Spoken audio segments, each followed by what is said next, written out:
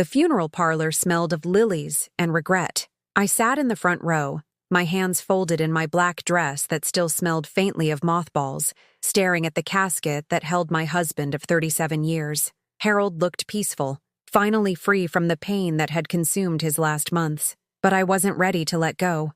How could I be? He was my whole world, my anchor, my purpose for getting up every morning. Daniel stood beside me, my only son, tall and imposing in his expensive charcoal suit. At 42, he'd inherited his father's sharp jawline and his mother's stubborn streak, though lately, I wondered if he'd inherited anything good from either of us. His wife, Sandra, hovered nearby in designer black, her perfectly manicured nails wrapped around a tissue she hadn't actually used. Their twin daughters, my grandbabies, sat quietly in the second row, their phones hidden behind prayer books. "Mom, we need to talk after the service," Daniel whispered, leaning down with that careful tone he used when discussing business matters. Not comfort, not grief, business.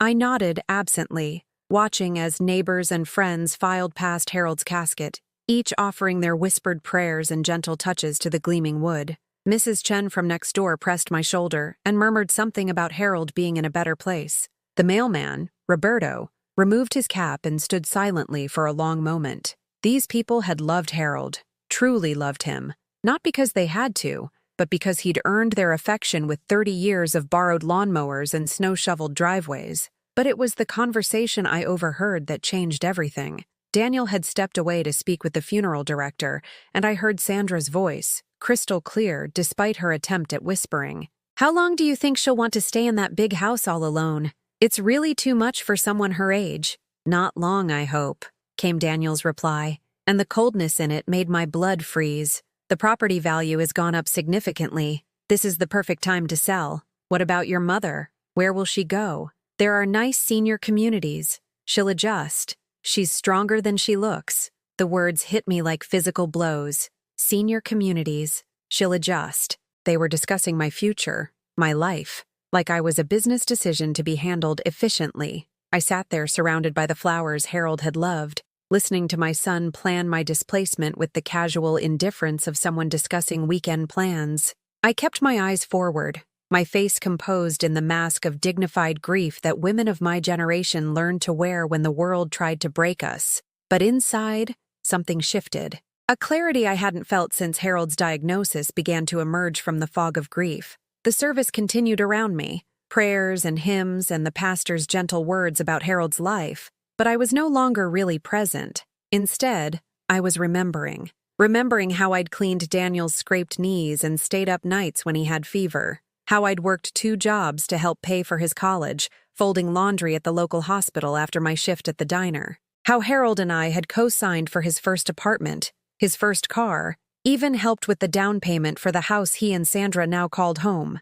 I remembered the Christmas mornings when he'd race down the stairs, his eyes bright with wonder, calling, "Mama, Mama, come see." I remembered teaching him to ride a bike in our driveway, holding the back of his seat until he found his balance. I remembered his first heartbreak at 16, how he'd cried in my arms while I stroked his hair and promised him that someday he'd find real love. When had that little boy become this stranger who spoke of me like I was a burden to be managed? When had my presence in the home Harold and I had built together become an inconvenience to be solved? The pastor was saying something about the comfort of family during times of loss, and I almost laughed at the bitter irony. Comfort. From a son who was already calculating the real estate profits that would come from his father's death and his mother's exile. After the graveside service, when the last handful of earth had been thrown and the mourners had dispersed to their cars, Daniel approached me with Sandra at his side. The girls had gone ahead to the reception at the church, eager to escape the cemetery's heavy atmosphere. "Mom, Sandra and I have been talking," he began, using that careful, measured tone again. "We think it might be time to consider some changes. The house is really too big for just you, and the maintenance costs." I looked at him, really looked, and saw a stranger wearing my son's face. The little boy who used to build blanket forts in our living room had been replaced by a man who saw his mother's grief as an opportunity for financial gain. "Daniel," I said quietly, my voice steady despite the storm raging inside me, "today we buried your father. Today is not the day for this conversation." Something flickered in his eyes. Surprise, maybe. that I'd spoken up at all. For months, I'd been the quietly grieving wife, letting others make decisions about Harold's care, accepting help and sympathy with passive gratitude. They'd grown accustomed to my compliance. "Of course, Mom. We'll talk later, but we do need to be practical about these things." Practical. As if love and loyalty and 37 years of building a life together could be reduced to practical considerations. As if the home where I'd raised him, where his father had drawn his last breath, where every corner held memories they could never understand, was just another asset to be liquidated. If you're enjoying this story about finding strength in unexpected moments, please subscribe.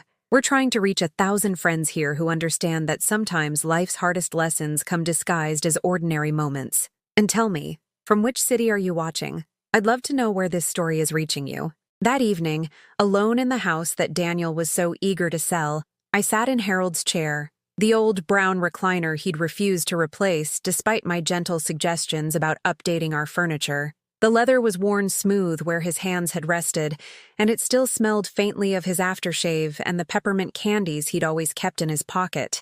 The silence felt different now, not the peaceful quiet of a home settled in for the evening, but the hollow echo of a life interrupted.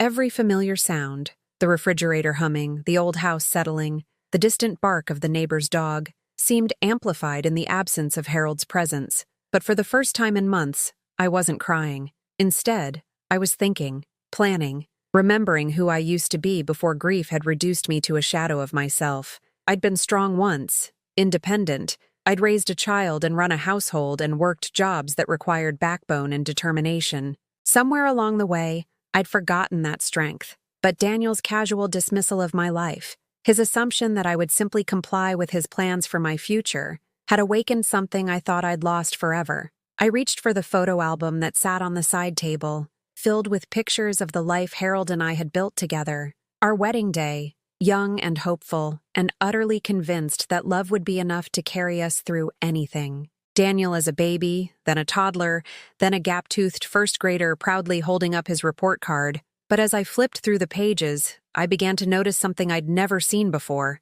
In every family picture from the last decade, Daniel stood slightly apart, his smile perfect but somehow disconnected. In every holiday gathering, he checked his phone more than he engaged with conversation. In every group photo, his attention seemed focused on something beyond the frame. When had I stopped being his mother and become just an obligation to be managed? When had the house that held all our family memories become just real estate to him? But then I saw something else in those photos. Myself. Even in recent pictures, even during Harold's illness, there was something in my eyes that I'd forgotten was there. A spark of the woman I'd been before life had taught me to be small and accommodating and grateful for whatever attention my family chose to give me. That woman would never have allowed anyone, not even her son, to plan her future without her consent. That woman had fought for everything she'd ever achieved, had stood up to landlords and bosses and anyone else who tried to diminish her worth. Maybe it was time to remember who she was. Tomorrow, I would begin to reclaim my life. Tonight, I would mourn my husband and celebrate the 37 years we'd shared, but I would never again allow anyone to treat me like I was invisible. The old Margaret was still in there somewhere, and she was about to remind everyone exactly what they'd forgotten about her. The call came 3 days after the funeral, during the quiet hours when grief felt heaviest. I was sorting through Harold's belongings, a task I'd been putting off, but one that suddenly felt urgent. His closet still smelled like him, and each shirt I folded felt like saying goodbye all over again. "Mom?" Daniel's voice came through the phone with that careful tone again, the one that meant he was about to deliver news he thought I wouldn't like. "Sandra and I have been looking at some options for you. There's a lovely senior living community about 20 minutes from us. Meadowbrook Gardens. They have activities, meal plans, even a shuttle service for shopping." I held one of Harold's sweaters against my chest, the blue one I'd bought him last Christmas, still with the tags on because he'd been too weak to wear it. "Daniel, I'm not ready to discuss this. I know it's hard, Mom, but we can't wait too long. The housing market is really strong right now, and properties in your neighborhood are moving fast. The realtor thinks we could list next week and have offers within days. The realtor thinks we could list. As if my home was already his property to dispose of. As if I was just another item on his to-do list. sandwiched between picking up dry cleaning and scheduling a dentist appointment. I haven't even decided if I want to sell, I said, my voice sharper than I'd intended. The silence on the other end stretched uncomfortably before Daniel spoke again, and this time his tone carried a hint of impatience. Mom, be realistic. You can't maintain a 4-bedroom house by yourself. The yard work alone? And what if something happens? What if you fall or have a medical emergency? There it was, the gentle condescension wrapped in concern, the assumption that at 72, I was automatically incapable of making decisions about my own life. The implication that independence was a luxury I could no longer afford. Your father managed to live here just fine until his last week, I said quietly. Dad was different, and he had you taking care of him. The words stung more than he probably intended. Yes, I had taken care of Harold. For 18 months, I'd managed his medications, helped him with physical therapy, learned to operate medical equipment I'd never seen before. I'd slept in a chair beside his hospital bed for 3 weeks when the pneumonia nearly took him. I'd fought with insurance companies and advocated with doctors and somehow found the strength to be his cheerleader when he wanted to give up. But apparently, in Daniel's mind, caring for someone made me weak rather than strong. Loving someone deeply somehow disqualified me from living independently. I need time to think, I said finally. Of course. But Mom, don't take too long. These opportunities don't last forever. After he hung up, I sat in Harold's chair and tried to understand when my son had become someone who spoke to me like I was a business transaction. When had my feelings become obstacles to overcome, rather than considerations to respect? The answer came the next morning, when Sandra arrived unannounced, letting herself in with the spare key I'd given them years ago for emergencies. She breezed through my front door like she owned the place, carrying a clipboard and wearing the bright, aggressive smile she used when she wanted something. Margaret, I hope you don't mind. I brought someone to look at the house. This is Janet Holbrook from Premier Properties. She specializes in estate sales. Behind Sandra stood a woman in her 40s, dressed in a sharp business suit and already scanning my living room with the calculating eyes of someone appraising inventory. She moved through my home like a shark, noting architectural details and storage space while I stood there in my bathrobe, feeling like an intruder in my own life. Beautiful hardwood floors, Janet murmured, making notes on her tablet. Original crown molding. These period details are really popular with young families right now. Young families. People who would paint over the growth chart Harold had penciled on the kitchen door frame, marking Daniel's height from age 5 to 15. People who would tear out the garden where I'd planted roses for every anniversary, where Harold had proposed 40 years ago on a spring evening that smelled like possibility. The location is perfect, Sandra chimed in, following Janet through my kitchen like a tour guide. Close to good schools, convenient to shopping. Properties in this neighborhood are selling within days of listing. I watched them discuss my life with the detached enthusiasm of people planning a vacation. Janet measured windows and counted bedrooms, while Sandra pointed out features she'd never noticed when she was actually visiting as family. The kitchen where I'd taught Daniel to make pancakes became excellent counter space for meal prep. The living room where Harold and I had danced to our wedding song every anniversary became great open floor plan for entertaining. What about the cellar? Janet asked, glancing in my direction as if I was part of the furniture. Is she planning to move locally? We're looking at senior communities, Sandra answered before I could speak. Something with full services, you know? It's really the best option at her age. At her age. As if my age was a medical condition that required institutional management. As if 72 meant automatic incompetence rather than 72 years of accumulated wisdom and experience. Mom, what do you think? Sandra asked, finally acknowledging my presence with that bright smile that never quite reached her eyes. Isn't Janet wonderful? She could have the house on the market by Friday. I looked at these two women who were reorganizing my life without my permission, who spoke about me in the third person while I stood right there, who assumed my compliance because, why? Because I'd been quiet during Harold's illness? Because I'd needed help during the worst months of my life? I think, I said carefully, that I'm not ready to make any decisions right now. Janet's expression shifted to the practiced sympathy real estate agents used with difficult clients. Of course, Mrs. Morrison, grief can make even simple decisions feel overwhelming, but from a financial perspective, waiting too long can be costly. Market conditions change, and properties in your neighborhood are particularly hot right now. I understand you're trying to help, I said, my voice growing stronger with each word. But this is my home. I'll decide when, or if, I'm ready to sell it. The temperature in the room seemed to drop several degrees. Sandra's smile became brittle, and Janet gathered her materials with the efficient movements of someone accustomed to dealing with unreasonable clients. Of course, Mrs. Morrison, Janet said, handing me her business card with a flourish. When you're ready to be practical about your situation, I'll be here to help. Practical. That word again, wielded like a weapon against anyone who dared to consider emotion or attachment when making life decisions. After they left, I walked through my house seeing it with new eyes.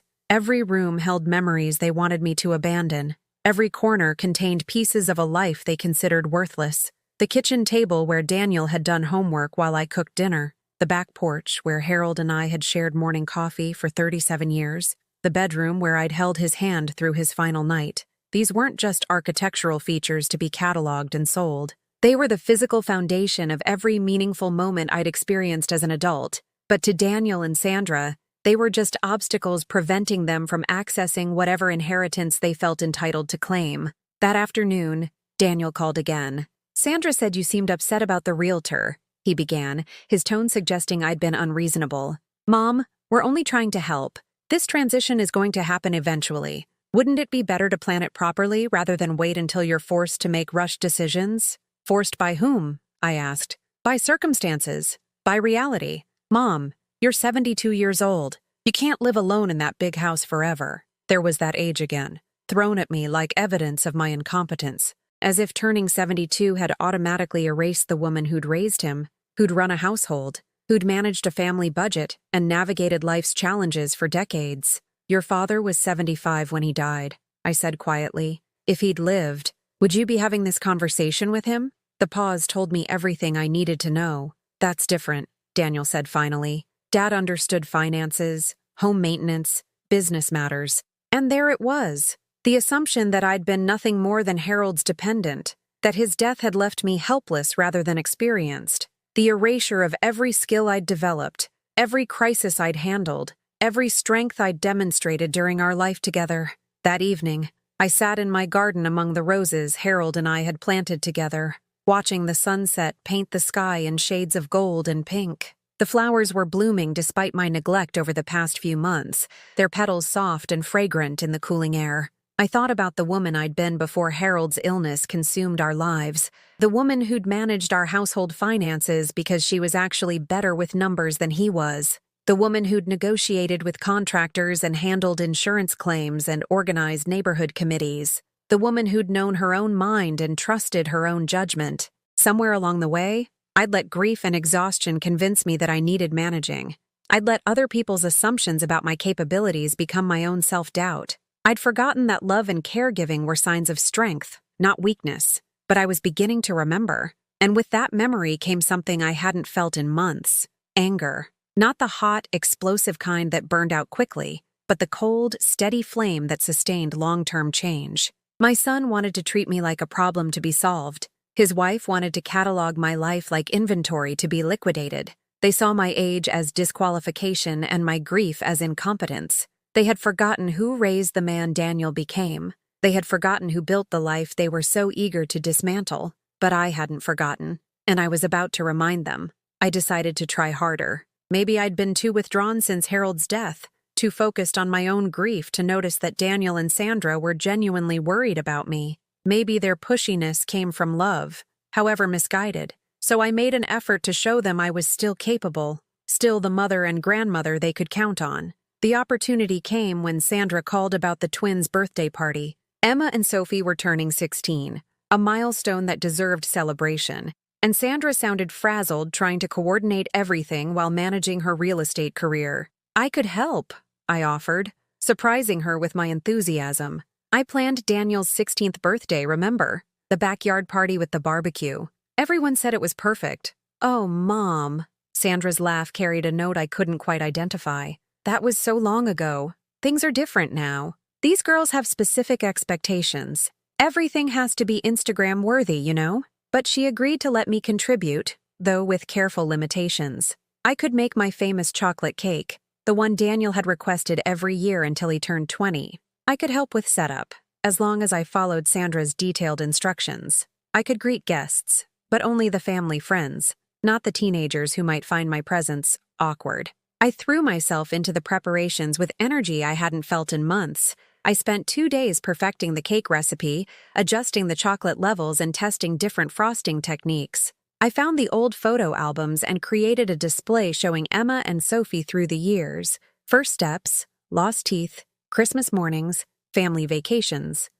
Each picture told the story of little girls who used to run to Grandma's house every weekend, who'd helped me bake cookies and plant flowers and feed the birds in my backyard. The morning of the party, I arrived early to help set up, carrying my contribution carefully in the good cake carrier I'd saved for special occasions. Sandra was already in full organizational mode, directing a team of caterers who transformed her backyard into something worthy of a magazine spread. "Mom, you're here," she called out, rushing over with her clipboard. "Perfect timing. Could you just put that cake in the kitchen? The dessert table is being handled by the professionals." I watched as uniformed servers arranged elaborate confections that looked more like art installations than birthday treats. My chocolate cake, with its homemade frosting and careful decorating, looked suddenly provincial beside the sophisticated towers of macarons and artisanal cupcakes. "Where would you like me to put the photo display?" I asked, holding the carefully arranged collection of family memories.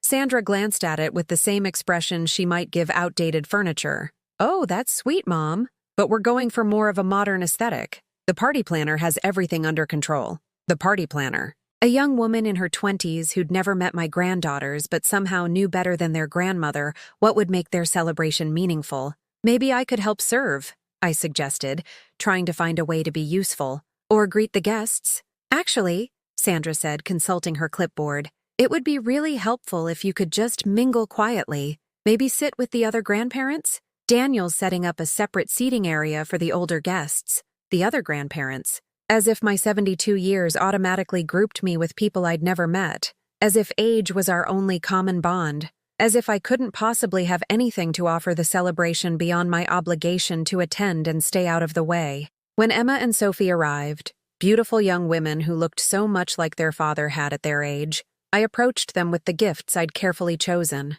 Books by authors I'd loved at their age, along with handwritten notes sharing my favorite passages and explaining why I thought they'd appreciate these stories. "Happy birthday, girls," I said, holding out the wrapped packages. "I remember when you were born, how tiny you were, how you used to—" "Thanks, Grandma," Emma said quickly, taking the gifts but already looking past me toward her friends who were arriving. "We're just going to put presents over there for later." "I wrote you each a note," I said, hoping to catch their attention for just a moment. "About why I chose these particular books. I thought you might—" "That's so sweet," Sophie interrupted, but she was already walking away, drawn by the excitement of her party and friends her own age. "We'll totally read them later." I watched my granddaughters disappear into the crowd of teenagers. My carefully chosen gifts relegated to a pile that would be opened later, probably without the context I'd wanted to share. The books that had shaped my understanding of the world, the stories I'd hoped might create a bridge between their generation and mine,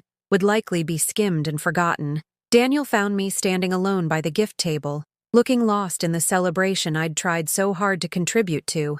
"Hey, Mom, you doing okay?" he asked, but his attention was already divided, his eyes scanning the party for whatever crisis might need his attention. "I just wanted to be helpful," I said quietly. "I used to be good at this. Remember your 16th? You said it was the best party you'd ever been to." "That was different," he said, the same dismissive tone he'd been using lately. "Simpler times. Kids today want different things." "I know things change," I said, "but some things stay the same. Love stays the same. Family stays the same." Daniel's phone buzzed, and he glanced at it with relief. "Sorry, Mom. Work emergency. Just enjoy the party, okay?" I spent the rest of the afternoon in the designated seating area for older guests, listening to strangers discuss their ailments and grandchildren while my own family celebrated without me. From my chair, I could see Sandra directing the professional photographer, ensuring every moment was documented for social media. I watched Daniel work the crowd like a politician,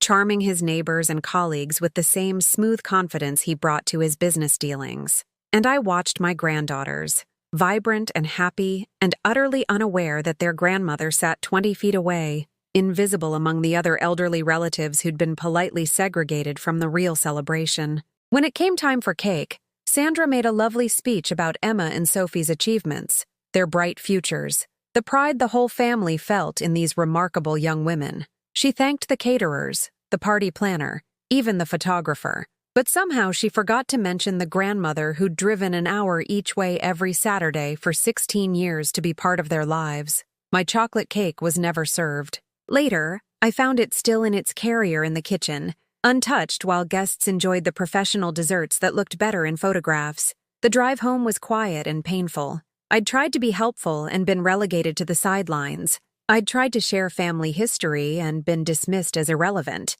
I'd tried to connect with my granddaughters and been treated like an obligation they had to endure, rather than a grandmother who loved them. At home, I sat in Harold's chair and tried to understand what had gone wrong. Had I been too eager, too pushy, too old-fashioned in my approach, or had my family simply outgrown their need for me without bothering to notice? The photo albums I'd hoped to share with Emma and Sophie sat on my coffee table, filled with evidence of a grandmother who'd been central to their childhood. Pictures of us baking cookies, reading stories, playing dress-up with my old clothes and jewelry. Images of birthday parties where my contributions had been celebrated, not dismissed. When had I become someone whose love was tolerated rather than treasured? The phone rang, interrupting my melancholy thoughts. For a moment, I hoped it might be one of the twins, calling to thank me or perhaps to ask about those books I'd chosen for them. Instead, it was Daniel. "Mom, Sandra wanted me to call and thank you for coming today. The girls had a wonderful time. Did they like their gifts?" "I'm sure they did. You know how teenagers are. Everything gets lost in the excitement." I wanted to tell him that teenagers weren't some alien species I couldn't understand. I'd been a teenager once. I'd raised one. I'd watched Emma and Sophie grow from babies into the young women they'd become, and I knew exactly who they were underneath the social pressure and Instagram performance. But Daniel was already moving on to other things. "Listen, Mom, while I have you on the phone, Sandra found a great apartment at Meadowbrook Gardens. It's available next month, and the waiting list is usually pretty long. We could drive over this weekend and take a look." There it was again, the assumption that my attendance at their celebration somehow obligated me to their plans for my future. The expectation that my willingness to try, to contribute, to remain part of the family made me more amenable to being managed and moved. "I told you I'm not ready to discuss this." "But Mom, you seemed so lost today. Wouldn't it be nice to be around people your own age? People who share your interests? People my own age." As if my 72 years disqualified me from connecting with anyone younger. As if my value was determined entirely by my birth certificate rather than my heart or mind or experience.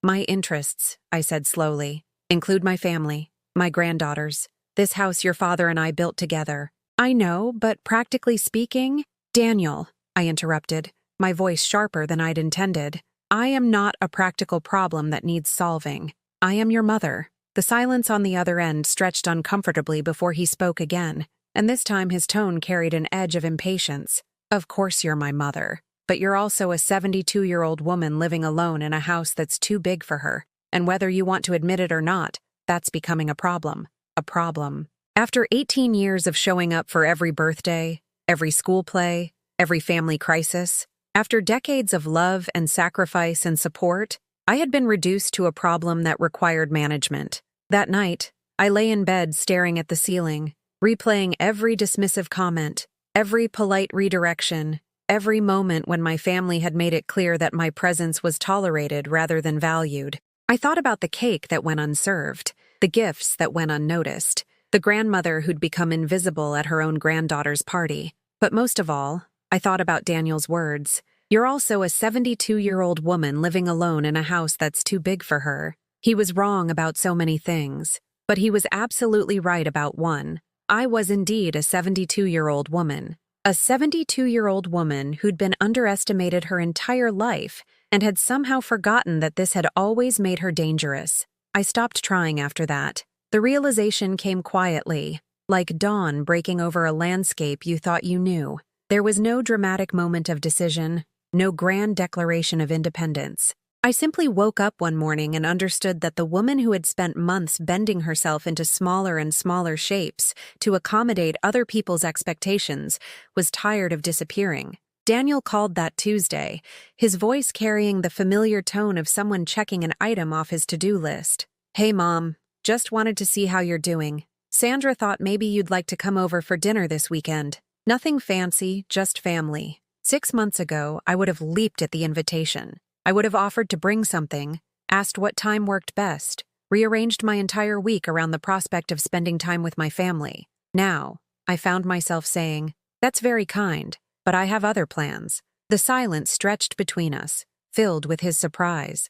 In the geography of our relationship, I had always been the accommodating one, the flexible one, the person whose schedule bent to everyone else's convenience. "Oh," he said finally, "what kind of plans?" The question caught me off guard. What kind of plans could a 72-year-old widow possibly have that would take precedence over family dinner? In his mind, my life existed in the spaces between his needs, filled with nothing more significant than grocery shopping and television watching. "Personal plans," I said, not because I was being secretive, but because I realized I didn't owe him a detailed accounting of my time. After I hung up, I sat in my kitchen, the same kitchen where I'd fed him breakfast every morning for 18 years, and tried to remember what my own plans might look like. For so long, my calendar had revolved around other people's schedules: Harold's medical appointments, Daniel's family obligations, the grandchildren's school events and activities. Now, for the first time in decades, my time belonged entirely to me. I started small. I made myself breakfast, not the hurried coffee and toast I'd survived on during Harold's illness, but real breakfast. Eggs from the farmer's market, fresh fruit, bread that I toasted to exactly the golden brown I preferred. I sat at my kitchen table and ate slowly, watching the morning light move across my garden, listening to the birds that Harold had fed religiously every dawn for 30 years. The bird feeder was empty, had been for weeks. In the chaos of funeral arrangements and family pressure, I'd forgotten about Harold's daily ritual. But that morning, I filled it with the special seed mix he'd ordered online, the expensive blend that attracted cardinals and finches, and the occasional blue jay that had made him so proud. Within minutes they came, first tentatively, then with growing confidence, as if they'd been waiting patiently for someone to remember their needs. A cardinal landed first, bright red against the green foliage, so vivid it took my breath away. Harold would have called me over to the window, his voice filled with the quiet joy these creatures always brought him. "Look at that, Margaret," he would have whispered. "Isn't he magnificent?" I watched alone, but the beauty was no less profound for being unshared. The phone rang while I was still watching the birds. Sandra's name appeared on the caller ID, and for the first time in months, I let it go to voicemail. I wasn't angry or deliberately avoiding her. I simply wasn't ready to shift my attention from the peaceful moment I was creating to whatever urgent matter required my immediate response. The voicemail was about the realtor. Janet had found a buyer who was very interested in my property, someone willing to pay above asking price for a quick closing. Sandra's voice carried the breathless excitement of someone delivering what she assumed would be wonderful news. "Call me back as soon as you get this, Mom. This is exactly the kind of opportunity we've been hoping for." That word again, as if my future had somehow become a collective decision rather than a personal choice. I deleted the message without calling back. Instead, I spent the afternoon in Harold's workshop, a space I'd avoided since his death because it smelled so strongly of him. Sawdust and machine oil and the peppermint lozenges he kept in an old tobacco tin on his workbench. His tools hung exactly where he'd left them, organized with the precision he brought to everything he touched. I found what I was looking for in the filing cabinet he'd installed between two sawhorses, a metal drawer that contained every important document from our 40-year life together: insurance papers, tax returns, property deeds, and at the very back, in a manila envelope marked "Important Margaret Only," something I'd forgotten existed. Inside were photocopies of documents I'd signed years ago but never fully understood. Legal papers Harold had insisted we prepare just in case, with language that had seemed unnecessary at the time but now felt prophetic. Property transfer documents, financial authorizations, legal instruments that protected my rights in ways I'd never thought I'd need. But there was something else in that envelope, something that made my breath catch in my throat. A bank statement from an account I'd forgotten about, opened years ago with money from my mother's estate. Harold had insisted I keep it separate, in my name alone, for your independence, he'd said, though at the time I couldn't imagine needing independence from the man I'd planned to spend my life with. The account had grown steadily over the years, fed by modest deposits from birthday checks and small inheritances I'd tucked away without really thinking about them, investments Harold had made in my name, using his financial knowledge to build something that belonged entirely to me. I stared at the balance, 6 figures that represented financial freedom I'd never known I possessed. That evening, Daniel called again. "Mom, Sandra said she left you a message about the buyer. Did you get it?" "I got it. And? What do you think?" "It's really an incredible offer. You could be settled in Meadowbrook Gardens by Christmas, with money left over for whatever you need." I looked around my living room, at the walls that held pictures of our life together, at the furniture we'd chosen piece by piece over the years, at the books that lined the shelves Harold had built with his own hands. Everything here told the story of who we'd been, who I still was underneath the grief and confusion. "I'm not interested," I said. "What do you mean not interested?" "Mom, this is a serious offer, the kind of money that could set you up for the rest of your life." "I am set up for the rest of my life, right here." The frustration in his voice was palpable. "Mom, be reasonable. You can't live in that house forever. It's too big, too expensive to maintain. And what happens when you can't manage the stairs? When you need help with daily activities?" "Daniel," I said quietly, "I've been managing daily activities since before you were born. I think I can handle a few more years." "That's not what I meant, and you know it. I'm talking about being practical about your limitations."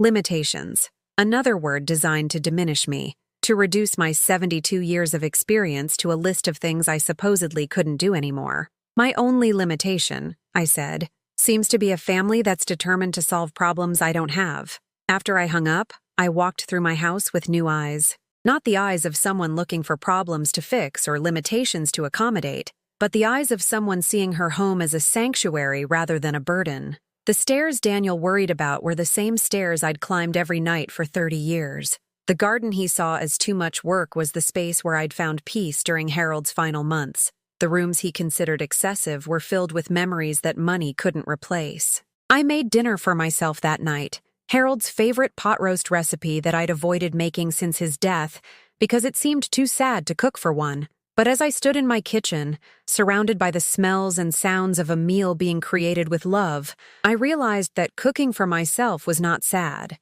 It was an act of self-care, a recognition that I deserved nourishment and comfort even when there was no one else to witness or appreciate the effort. The roast was perfect, tender and flavorful, accompanied by vegetables from my own garden and bread that I'd baked that afternoon for no reason other than the simple pleasure of filling my house with the smell of yeast and warmth. I set the table properly, cloth napkin, good china, a single candle that cast flickering shadows on the walls. I poured myself a glass of the wine Harold and I had been saving for a special occasion that never came, and I toasted the empty air. "To independence," I said aloud, my voice echoing in the quiet room.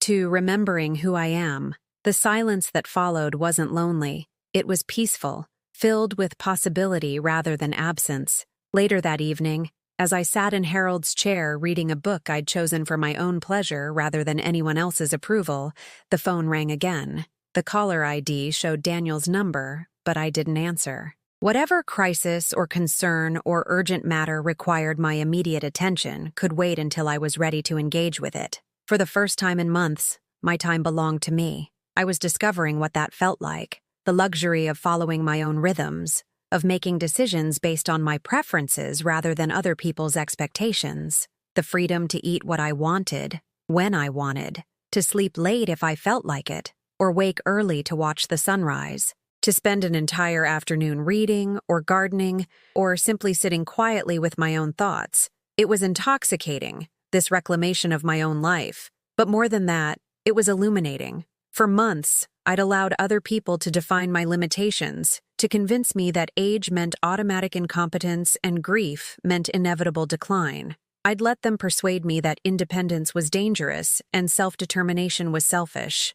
Now, alone in the house they wanted me to abandon, I was discovering that solitude was not the same as isolation. that choosing my own path was not the same as being lost. The bank statement lay on my coffee table, proof of resources I'd forgotten I possessed. The legal documents sat beside it, evidence of protections I'd never thought I'd need. And scattered around both were the remnants of a life I'd built through decades of choices and compromises and small acts of courage. I had everything I needed to create whatever future I wanted.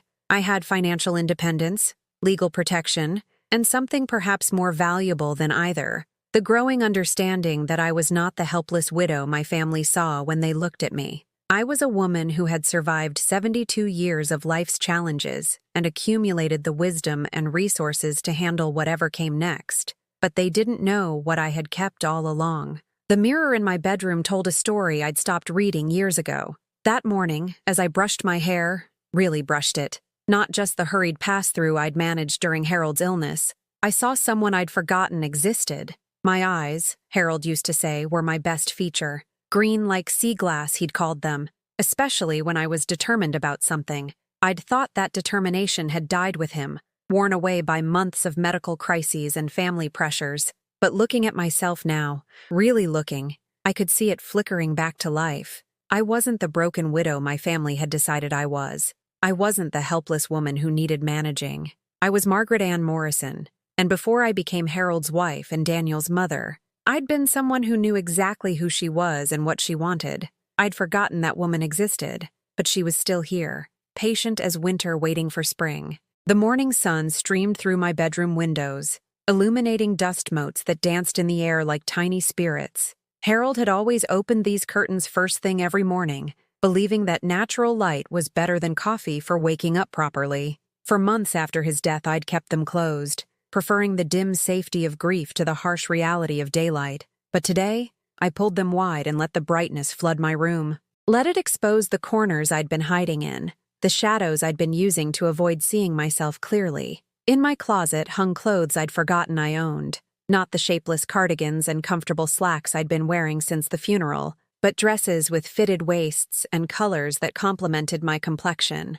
A red wool coat I'd bought years ago but rarely wore because Harold preferred subdued colors. A silk scarf my mother had given me that made my eyes look like emeralds. I chose a navy dress with tiny white flowers, something I hadn't worn since before Harold's diagnosis. It still fit perfectly, reminding me that grief might have changed my spirit, but it hadn't changed my body. I was still the same woman who'd turned heads at 40, 50, even 60. Age had refined me, not diminished me. The woman looking back from my full-length mirror carried herself differently than she had yesterday. Straighter, more present, more aware of the space she occupied and her right to occupy it. I drove to town that morning with no particular destination in mind, just the need to move through the world as myself rather than as someone's burden or problem. The farmer's market was bustling with early shoppers, and I found myself genuinely engaging with the vendors for the first time in months. "Mrs. Morrison," called out Ben Martinez, who ran the vegetable stand where Harold and I had shopped every Saturday for 10 years. "I haven't seen you in ages. How are you holding up?" Instead of the automatic "fine" I'd been offering everyone, I found myself really considering the question. "I'm discovering things about myself I'd forgotten," I said, selecting tomatoes with the care of someone who planned to enjoy them. "It's been educational." Ben smiled, the kind of genuine expression people reserved for real answers. "Harold always said you were the strongest woman he'd ever met. Said you could handle anything life threw at you." Harold had said that? I'd never heard those words, though perhaps I'd been too busy handling whatever life was throwing to notice the compliment. "He was proud of you," Ben continued, weighing my vegetables. "Always talking about how you managed everything while he was sick, how you never complained, never gave up.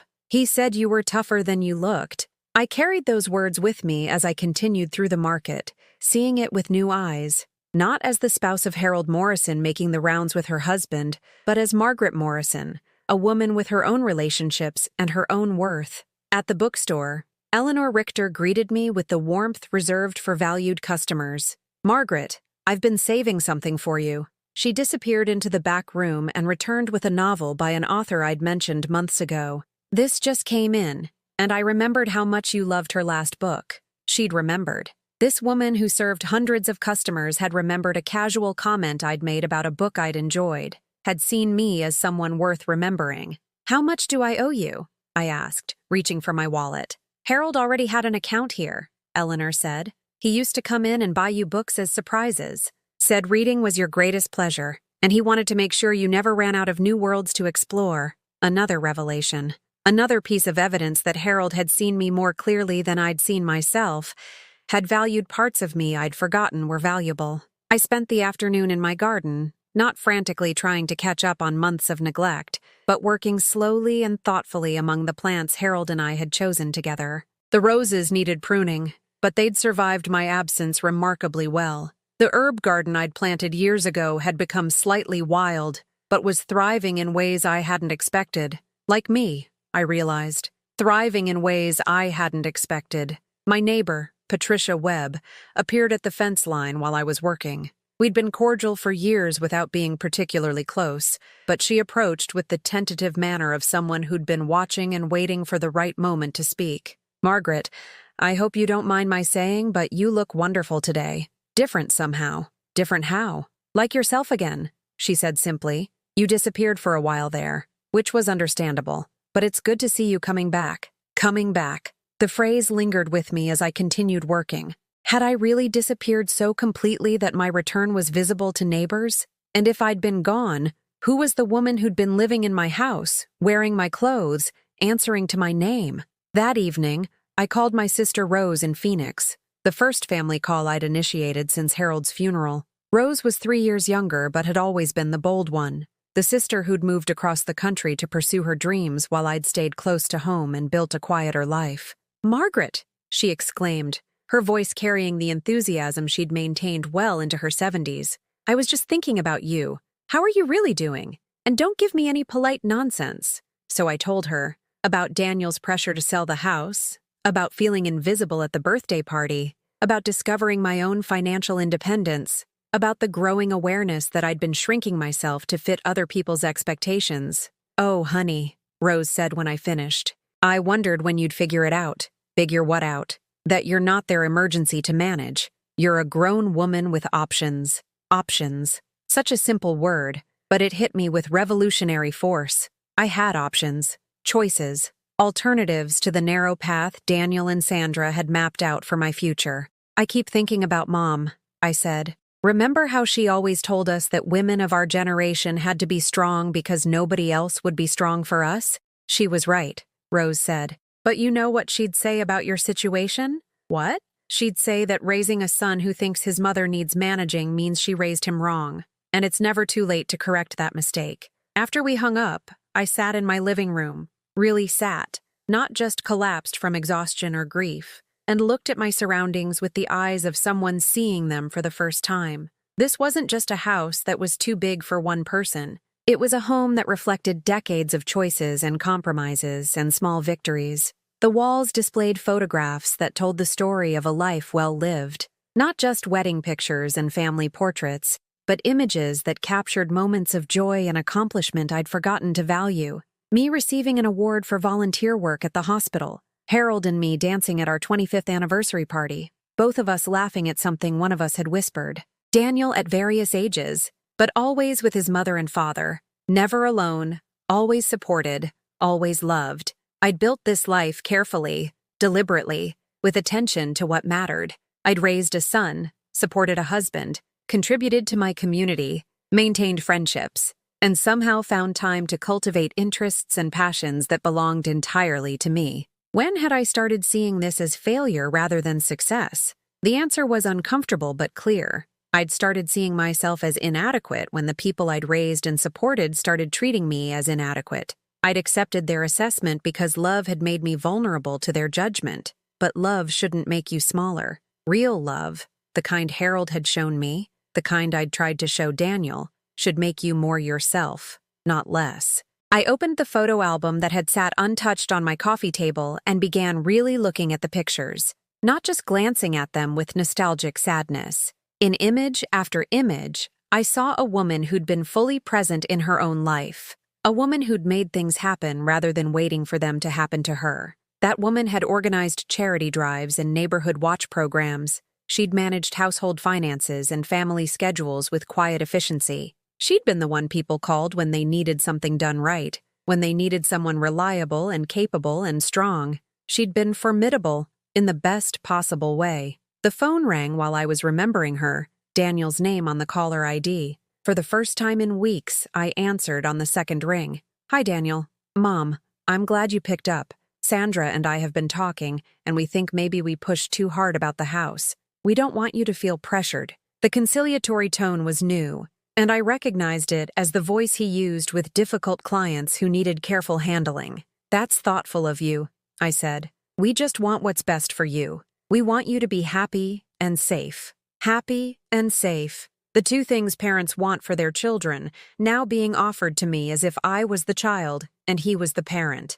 As if my happiness and safety were his responsibility rather than mine. "Daniel," I said carefully, "I appreciate your concern, but I need you to understand something. I'm not a problem that requires solving. I'm your mother, and I'm perfectly capable of determining what's best for my own life." The silence stretched between us, and I could almost hear him recalibrating, trying to find the right approach for this version of his mother, the one who spoke clearly instead of deferring, who stated her needs instead of apologizing for having them. "Of course, Mom. I just meant—" "I know what you meant," I said gently but firmly, "and I'm telling you that your help, while well-intentioned, isn't needed right now." When I hung up, the house seemed to exhale around me. The tension I'd been carrying for months, the weight of other people's expectations and my own confusion, was beginning to lift. It wasn't pain anymore. It was clarity. And with that clarity came the understanding that I had work to do. Not the work of accommodating other people's plans for my future,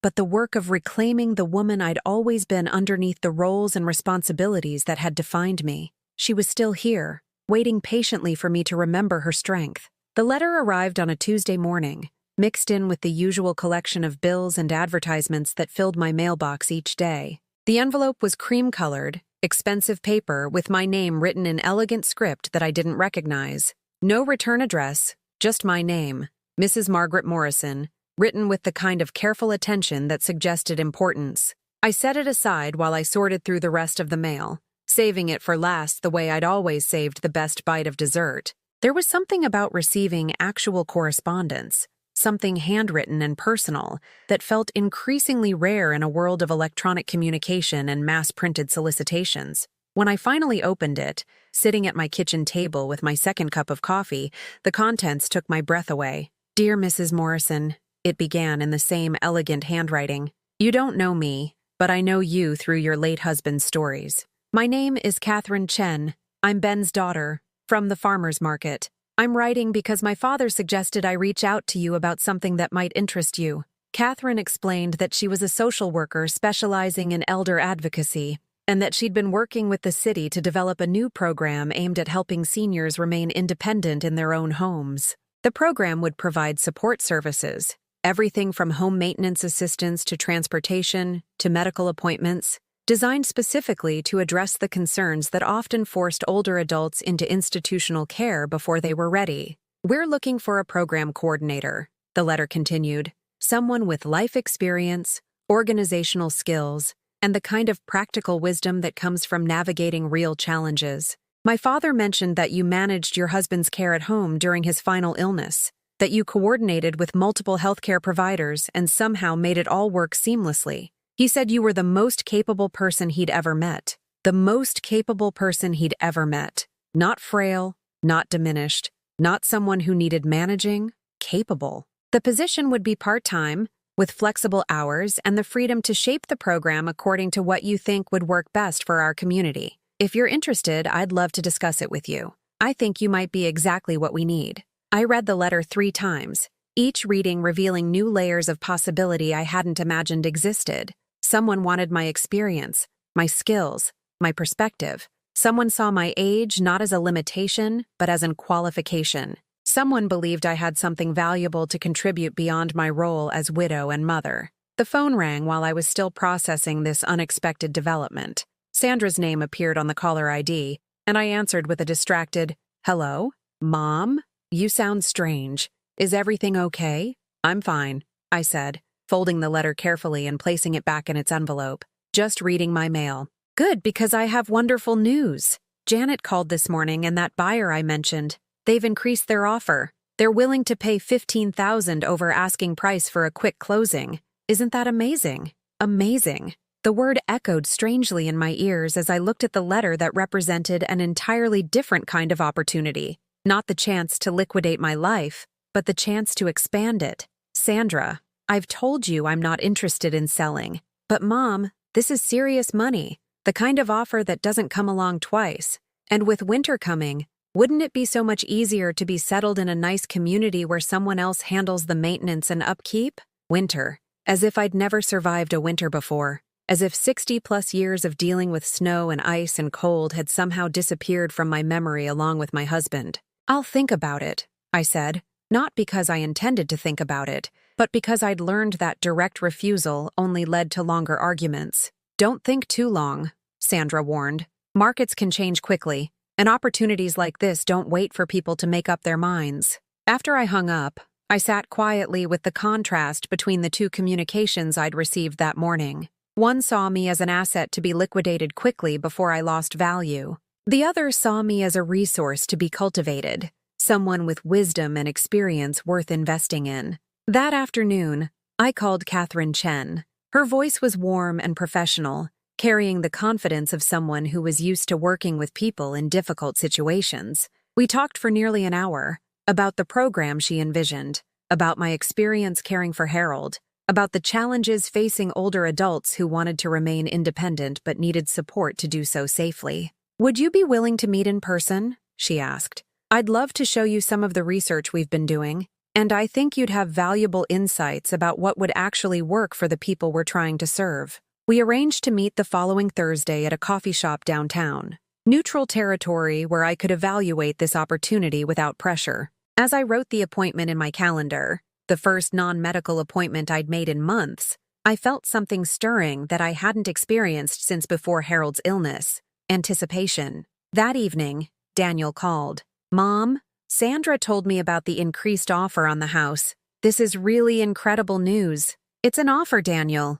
Not news. Not until I decide what to do about it. What do you mean, decide what to do? This is exactly what we've been hoping for. A buyer who appreciates the property and is willing to pay accordingly. What we've been hoping for. There was that plural again, as if my life decisions required committee approval. Actually, I said, surprising myself with how calm I sounded, I've been thinking about staying. I may have found something interesting to do with my time. The silence that followed was loaded with the kind of tension that comes when people's carefully laid plans encounter unexpected resistance. What kind of something? I told him about Catherine's letter, about the program coordinator position, about the possibility of using my experience to help other people navigate the challenges of aging in their own homes. Mom, Daniel's voice carried the patient tone he used when explaining obvious things to slow learners. You just buried Dad 6 months ago. Don't you think you should focus on getting your own life stabilized before you start taking on other people's problems? Other people's problems. As if helping people was a burden rather than a purpose. As if contribution was somehow inappropriate for someone my age. Maybe helping other people is exactly how I stabilize my own life, I said. But this job, it sounds like it would involve a lot of stress, a lot of responsibility. Are you sure you're ready for that? Was I sure? The question hit deeper than he probably intended. Was I ready to step back into the world as someone who contributed rather than simply consumed? Was I prepared to be needed for my strengths rather than accommodated for my weaknesses? I think I am, I said slowly. I think I'm more ready than I've been in a long time. After we hung up, I realized that something fundamental had shifted in our conversation. Instead of defending my decisions, I'd been explaining them. Instead of seeking his approval, I'd been informing him of my choices. The difference was subtle, but significant. Thursday morning arrived gray and drizzly, the kind of weather that made staying home seem like the sensible choice. For a moment, as I looked out at the rain streaking my windows, I considered calling Catherine to reschedule. The warm familiarity of my house suddenly seemed more appealing than venturing out to meet a stranger and discuss possibilities that might not materialize. But then I remembered something Harold used to say when I hesitated about taking risks. Margaret, the only way to know if you can do something is to try doing it. I dressed carefully, not the subdued colors I'd been wearing since the funeral, but a burgundy sweater that brought out the auburn highlights in my gray hair. I chose earrings Harold had given me for our 25th anniversary, small pearls that made me feel elegant rather than elderly. The coffee shop was busy with the late-morning crowd, students with laptops, business people conducting informal meetings, retirees reading newspapers and solving crossword puzzles. I found Catherine easily, a woman in her 40s with kind eyes and graying hair that she wore in a practical bun, sitting at a corner table with a stack of folders and 2 cups of coffee already waiting. "Mrs. Morrison?" She stood as I approached, extending her hand with genuine warmth. "Thank you so much for coming. I hope you don't mind that I ordered for both of us. My father said you preferred your coffee black with just a touch of cream." Her father had remembered how I liked my coffee. These small details of human connection, these moments when people saw you clearly enough to remember your preferences, felt more precious than I'd ever realized. "Please, call me Margaret," I said, settling into the chair across from her. For the next 2 hours, Catherine outlined her vision for the Elder Independence Initiative, a program that would provide practical support while preserving dignity, that would address real needs without creating unnecessary dependence. She showed me surveys from community members, demographic studies, research from similar programs in other cities. But more than that, she listened. When I described the frustrations I'd encountered trying to coordinate Harold's care, she took notes. When I mentioned the assumptions people made about older adults' capabilities, she nodded with understanding. When I suggested modifications to her proposed services based on what I'd learned about what people actually needed versus what professionals thought they needed, she responded with enthusiasm. "This is exactly what I hoped for," she said as our meeting wound down. "Someone who understands the reality from the inside, who can help us design something that actually serves people rather than just managing them." Managing them. The phrase resonated with uncomfortable familiarity. "Margaret, I hope this isn't presumptuous, but would you consider taking the position? I know it's a big decision, and I don't expect an answer today, but I think you'd be perfect for this work." Perfect. Not suitable despite my age, not acceptable given my circumstances, but perfect. The word felt like sunlight breaking through clouds I hadn't realized were blocking my view. "I'd like to think about it," I said, and meant it. Not the polite deflection I'd been offering everyone else, but genuine consideration of a genuine opportunity. As I drove home through the clearing afternoon, past the neighborhoods where I'd imagined myself invisible and irrelevant, I felt something I hadn't experienced in months: excitement about the future. The house felt different when I returned, not like a refuge from the world, but like a base of operations, a place where I could plan and prepare rather than simply hide and wait. I spread Catherine's materials across my kitchen table and began reading through them seriously, not just politely skimming, but actually studying the details with the attention I'd once brought to managing household finances and family logistics. This was real. This was an opportunity to matter again, to contribute something meaningful to the world beyond my own grief and recovery. But more than that, it was proof that the woman I'd been rediscovering over the past few weeks, the capable, intelligent, experienced woman, was someone other people could see too. The phone rang as I was making notes in the margins of Catherine's proposal, ideas flowing faster than I could write them down. The caller ID showed an unknown number, but something prompted me to answer anyway. "Mrs. Morrison, this is Janet Holbrook from Premier Properties. I have some urgent news about your property that really can't wait." The sense of impending change hung in the air like electricity before a storm. The urgent news, it turned out, was that my supposed buyer had backed out, but Janet had another client, someone willing to pay even more. Cash offer, closing in 2 weeks. The breathless excitement in her voice suggested she expected me to share her enthusiasm for this latest development. "Mrs. Morrison, this is unprecedented in the current market. We're talking about a bidding war over your property. You could walk away with enough money to live comfortably anywhere you choose. Thank you for the call," I said calmly. "I'll consider it." "Consider it?" "Mrs. Morrison, this offer expires tomorrow at noon. After that, there's no guarantee we'll see anything like this again." Another deadline. Another pressure tactic designed to force a decision before I had time to think clearly. But instead of feeling rushed or panicked, I felt something unexpected: amusement. "Ms. Holbrook," I said, "I've lived in this house for 30 years. I think I can manage to consider your offer for 24 hours without the real estate market collapsing." After I hung up, I sat quietly in my kitchen, looking around at the space where I'd just spent 2 hours planning a future I'd never imagined possible. The contrast was so stark, it was almost funny. One phone call offering me money to disappear quietly, another offering me purpose and recognition. The choice seemed obvious, but I knew my family wouldn't see it that way, and I was right. Daniel arrived unannounced that evening, using his key to let himself in while I was reading in Harold's chair. His entrance was abrupt, his manner agitated in a way I rarely saw except when business deals went wrong. "Mom, we need to talk." "Good evening, Daniel.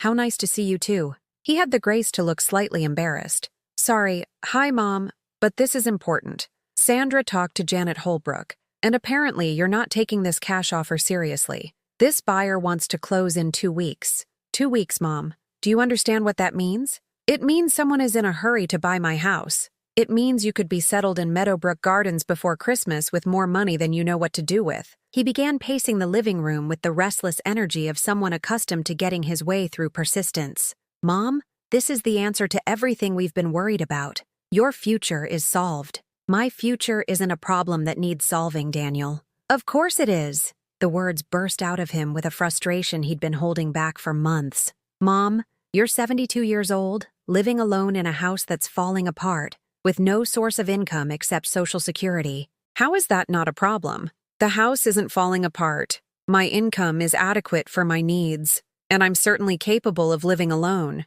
Are you? Because from where I'm sitting, it looks like you're barely managing. You've lost weight. You hardly leave the house. You're not taking care of yourself properly." "I lost weight because I was caring for your father during his final illness," I interrupted, my voice sharper than I'd intended. "I stopped leaving the house because I was focused on his needs rather than my social calendar. I've been grieving, Daniel, not declining." "It's the same thing," he snapped, then immediately looked like he regretted the words, but he didn't take them back. "Mom, grief at your age can be dangerous. It can lead to depression, isolation, poor decision-making. That's why Sandra and I think a structured environment would be better for you." "Grief at your age." As if my capacity to handle loss was diminished by my birth date, as if emotional resilience expired with Medicare eligibility. "Daniel," I said quietly, "sit down." Something in my tone must have caught his attention because he stopped pacing and took the chair across from me. The same chair he'd sat in as a child when we'd had serious conversations about homework and behavior and choices. "I want you to listen to me very carefully," I began. "I am not a problem that needs managing. I am not a burden that requires solutions. I am your mother, and I am a fully competent adult who is perfectly capable of making decisions about her own life. But Mom, I'm not finished." The authority in my voice surprised us both. "For months, you and Sandra have been treating me like an incompetent elderly woman who can't be trusted to know her own mind. You've made plans for my future without consulting me, brought strangers into my home without my permission, and spoken about me as if I wasn't present." His face was flushing the way it had when he was 8 years old and caught in a lie. "We were trying to help." "No, you weren't. You were trying to manage. There's a difference." I stood up, needing the physical authority of looking down at him. "You want to know what my future looks like? I'll tell you. I've been offered a job. A real job, using my skills and experience to help other people. Someone thinks I'm capable of contributing something valuable to the world." "A job?" Daniel's voice cracked slightly. "Mom, you're retired. You don't need a job. You need security and peace of mind. I need purpose. I need to matter. I need to be seen as someone with something to offer rather than someone with needs to be managed." "But what about the house? The maintenance? The expenses?" "Will be handled the same way they've been handled for 30 years. By me." I walked to my desk and pulled out the bank statements and legal documents I'd rediscovered. "Daniel, look at these." His eyes widened as he scanned the papers, clearly seeing numbers he hadn't expected. "I'm not the destitute widow you seem to think I am. Your father made sure I would be financially secure. These accounts, these investments, they're all in my name. I have resources you knew nothing about because you never asked. You just assumed." The silence stretched between us, filled with his recalibration of assumptions he'd built his plans around. "You have money," he said finally, his voice small. "I have independence. I have options. I have the ability to choose my own path forward." I sat back down, but this time I claimed Harold's chair, the position of authority in our family's geography. What I don't have is the obligation to submit to your management of my life. Sandra's going to be so disappointed, he said, and something about the childish petulance in his voice made everything crystal clear. This was never about my welfare, was it? I asked quietly. This was about the money you thought you'd inherit from selling my house. The color drained from his face. Mom, that's not… We never… Daniel. I spoke his name the way I had when he was 5 years old and had broken something he wasn't supposed to touch. Don't lie to your mother. The truth came out in a rush of explanations and justifications. Sandra's real estate business was struggling. They'd overextended themselves on their mortgage. The twins' college funds were smaller than they'd hoped.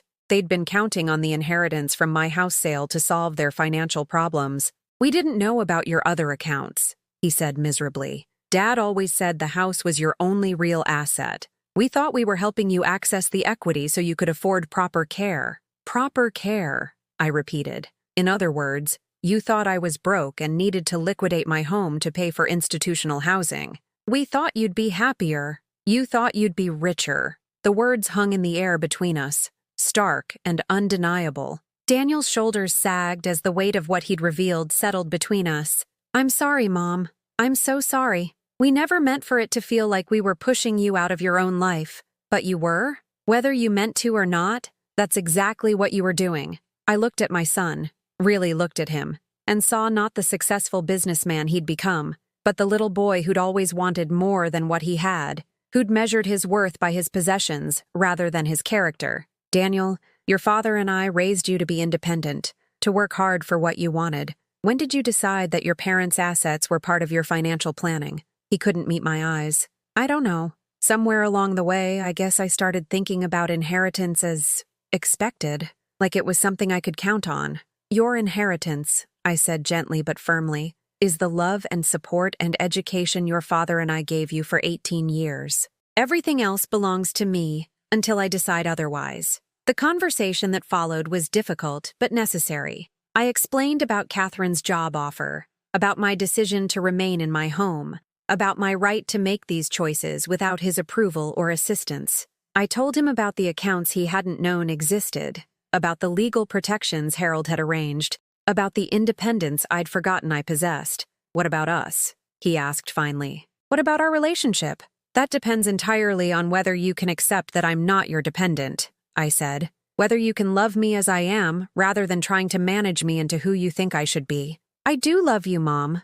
We both do. But it's hard to watch you make choices that seem risky. Daniel, I've been making risky choices my entire adult life. I chose to marry your father when I was 22 and barely knew who I was. I chose to have you when we could barely afford it. I chose to care for Harold at home during his illness, when everyone said I should put him in a facility. Every important decision in life involves risk. This is different. No, it isn't. The only difference is that now you're old enough to see the risks, and you've decided that your anxiety about my choices gives you the right to control them. I stood up again, needing to claim the full authority of my position in this room, in this house, in this family. I am not selling my house. I am taking the job with Elder Independence Initiative. I am remaining exactly where I am, living exactly the life I choose to live. You can support those decisions, or you can continue trying to undermine them, but you cannot change them. The power in my own voice surprised me. Where had this woman been hiding? This person who could speak truth without apology, who could set boundaries without guilt. She'd been here all along, waiting for someone to threaten what mattered most to her, waiting for the moment when protecting her autonomy mattered more than keeping the peace. Daniel left that night with promises to think about what I'd said, to discuss things with Sandra, to try to understand my perspective. But I could see in his eyes that the fundamental shift had occurred. I was no longer his responsibility to manage. I was his mother, who'd reclaimed her authority in her own life. After he left, I called Catherine Chen. I'd like to accept the position, I said. When can I start? 6 months later, I stood in my garden watching the first daffodils of spring push through the soil Harold and I had enriched together over 30 years. The earth was warming, responding to longer days and gentler temperatures, and I felt something similar happening within myself, a gradual thawing of parts of my spirit that had been frozen by grief and diminished by other people's expectations. The Elder Independence Initiative had launched 3 months ago, and every day brought new confirmation that Catherine Chen's faith in me had been well placed. We'd helped 47 seniors remain in their homes through practical support that preserved their dignity. Mrs. Kowalski down the street now had weekly grocery delivery, and a handyman who treated her like a valued client rather than a charity case. Mr. Thompson had transportation to his medical appointments that didn't require begging rides from busy relatives. Sarah Williams, a 80-year-old former teacher, had become our volunteer coordinator, proving that age was an asset rather than an obstacle.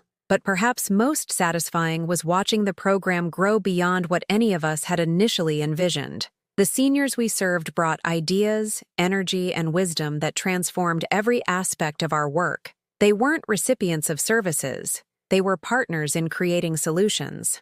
I'd found my purpose again, but more than that, I'd found myself. The phone rang as I was deadheading last year's roses, preparing them for new growth. Daniel's name appeared on the caller ID, and I answered with the easy confidence of someone who no longer feared family conversations. "Hi, Mom. How are you?" "I'm wonderful, actually. The garden is waking up.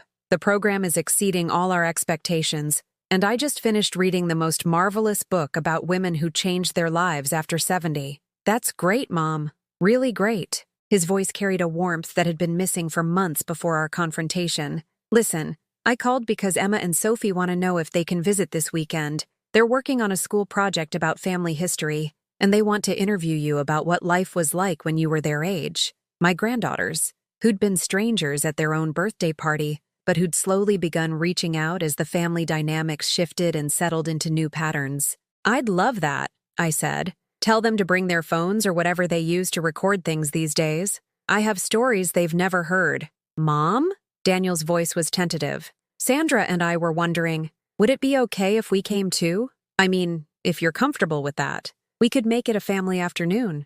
The request carried layers of meaning we both understood. For months after our confrontation, our relationship had been cordial but careful, like strangers learning to trust each other. Daniel had needed time to adjust to having a mother who set boundaries rather than accommodating every request. I'd needed time to forgive him for seeing me as a burden rather than recognizing my strength. But forgiveness had come easier than I'd expected. Not because what he'd done was acceptable, but because understanding his motivations had allowed me to address the real problem rather than just resenting its symptoms. "Of course you can come," I said. "I'll make lunch. Nothing fancy. Just the kind of meal we used to share when you actually enjoyed spending time with your old mother." "Mom, I'm teasing, Daniel. We're past all that now." And we were. The conversation that had changed everything between us had been painful but necessary. In the weeks that followed, we'd had smaller but equally important discussions about respect, autonomy, and the difference between helping and controlling.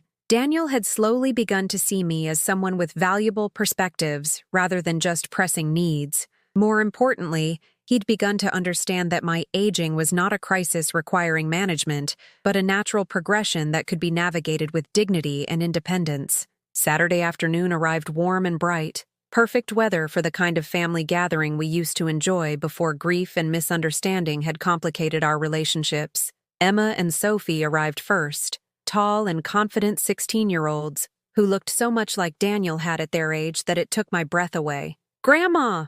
Emma bounded through my front door with enthusiasm I hadn't seen from her in years. "This house smells exactly the way I remember from when we were little, like cookies and flowers and, I don't know, like home." "That's because it is home," I said, hugging both girls with the fierce joy of someone who'd thought she might never have this kind of moment again. "Your grandfather always said a house should smell like the people who love each other inside it." We settled in my living room, the same room where Daniel had tried to convince me to sell everything and disappear quietly into institutional care. But today, instead of being a museum of memories to be liquidated, it felt like a foundation for new experiences. Sophie set up her phone to record our conversation, while Emma arranged herself cross-legged on the floor like she had as a child during storytelling sessions. "Tell us about when you were our age," Emma began. "What were your dreams? What did you think your life would be like?" For the next hour, I told them stories they'd never heard.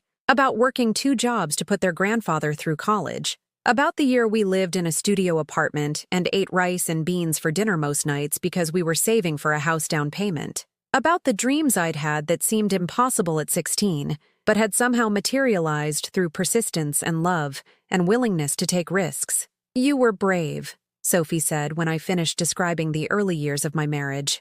I mean, really brave. Getting married so young, moving away from your family, starting over in a new place. I didn't feel brave, I admitted. I felt terrified most of the time. But sometimes you have to choose between being safe and being authentic to who you think you might become. Is that why you took the job with the senior program? Emma asked with the directness that teenagers brought to important questions. Because you were choosing to be authentic? The question surprised me with its insight.